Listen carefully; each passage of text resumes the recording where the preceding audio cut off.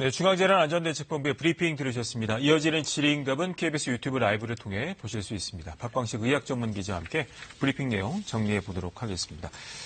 자, 수도권 이제 감염 상황과 관련해 여러 가지 얘기가 나왔는데, 클럽, 물류센터 끝나고 소규모 산발적인 감염이 있고, 이제 개척교회뿐만 아니라 지금은 이제 방문 판매도 집단 감염으로 보고 지금 추적 중이다라는 언급이 나왔네요. 네, 오늘 이제 생활 속 네. 거리두기가 한 달이 된 시점이라고 밝히면서 집단 감염의 여러 가지 사례들을 언급했습니다. 네. 이제 클럽발이나 아니면 물류센터발 집단 감염으로 시작된 부분들이 그걸로 끝나는 것이 아니라 또 다른 그렇죠. 새로운 집단 감염이 이어지기 네. 때문인데요. 실제로 수도권 내 개척교회와 관련된 확진 환자가 5월 31일 처음 발생한 이후 6월 5일 기준으로 73명까지 네. 늘어났다고 밝혔습니다.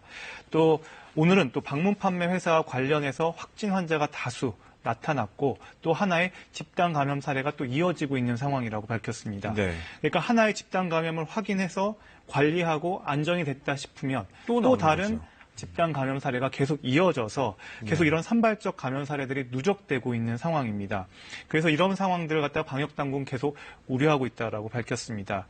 현재 이 지역사회 연쇄 감염 이전에 방역망 통제를 할 수 있도록 수도권의 코로나19 확산을 막는 네. 이 개인 방역 이런 부분들이 중요한데요. 이에 따라서 지금 수도권 주민들께 간곡히 당부 요청을 드린 것들이 뭐냐면 이번 주말을 앞두고 모임이나 외출 이런 부분들을 네. 자제해달라고 이야기를 했고요. 그리고 주말 동안 이런 불필요한 외출을 자제함과 동시에 특히 교회에서는 소모임을 갖다가 비대면으로 전환하거나 그 소모임에서 방역 지침들을 철저하게 지켜줄 것을 당부를 했습니다.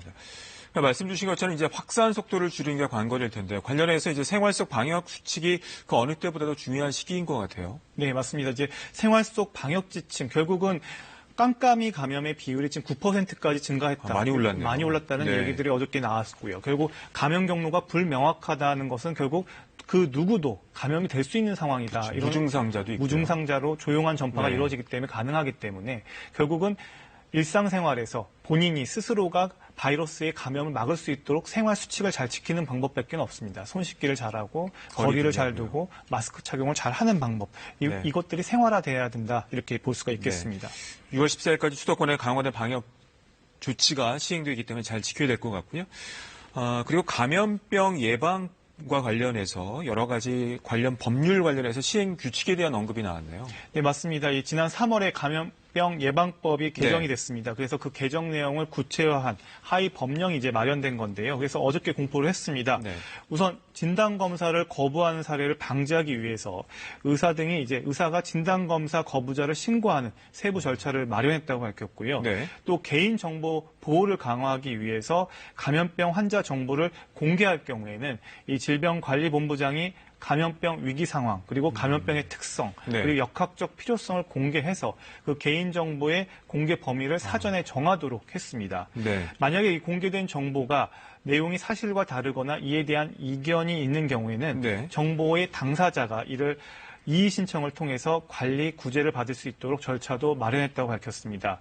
아울러서 이 감염병에 관한 정기적인 조사와 역학조사 간 확충을 위한 내용도 마련이 됐는데요. 그래서 이 의료기관 감염관리와 이 감염병 실태 조사 주기를 3년으로 했고요. 네. 그리고 또 인구 10만 명 이상 시군구에 대해선 역학조사관을 임명하도록 세부 지침을 마련했다고 밝혔습니다. 알겠습니다. 자, 그리고 최근에 보면 이제 조용한 전파, 또 무증상, 또 감염자가 있기 때문에 어찌 보면은 스스로가 이제 몸 상태에 대해서 자가검진하는 것도 굉장히 중요할 것 같아요. 네, 맞습니다. 어떤 방법이 있을까요? 지금 코로나19 증상 여부 보는 거 가장 네. 확실하게 보는 게 체온계로 체온을 열재는 측정하는 거. 거죠. 네. 그러니까 발열 체크입니다. 하지만 체온계가 없으면 본인이 열나는지 초반에는 좀 알기가 어려울 수도 있는데요. 네. 실시간으로 자가검진 어떻게 빨리 알아챌 수 있을까 이런 고민들 많이 있으실 것 같습니다. 이것과 관련해서 이 국제학술지 네이처 메디신 논문에 실린 연구가 있습니다. 이 스마트폰 앱 기반으로 미국과 영국의 260만 명의 증상을 조사했는데요. 네. 이 중 18,400여 명이 코로나19 검사를 받았고요. 네. 그 결과 냄새나 맛을 못 본다고 체크한 사람에게서 그 코로나19 양성률이 65%로 높게 나타났습니다. 이렇게 자가 보고한 여러 증상을 가지고 이 코로나19 연관성을 그래서 분석을 또 구체적으로 했더니요. 냄새에 못 맞는 증상이 있을 경우에 한 6배에서 10배 정도 가장 유력했습니다. 아, 그렇군요. 그리고 그 다음으로 좀 몸이 안 좋아서 식사를 한 끼 정도 거른 경우, 네. 이 경우도 상당히 높았는데 한 1.5배 정도 높았고요. 그리고 몸이 좀 피곤한 경우도 한 1.3배 정도였습니다. 그 다음이 발열이나 네. 우리가 흔히 알고 있는 지속적인 기침 같은 증상이 나타났습니다. 그러니까 몸이 안 좋을 때 냄새나 맛을 잘 이렇게 못 맞는지 여부를 잘 살펴보는 게 중요할 것 같고요. 그렇군요. 그래서 이런 부분들이 식사를 하는데 냄새를 못 맡는다거나 어떤 입맛이 없다. 향초가 네. 있는데 그 향을 못 맡는다 싶으면 네. 혹시 코로나19의 어떤 증상이 아닌지 의심해 볼 필요가 분명히 있다는 겁니다. 알겠습니다.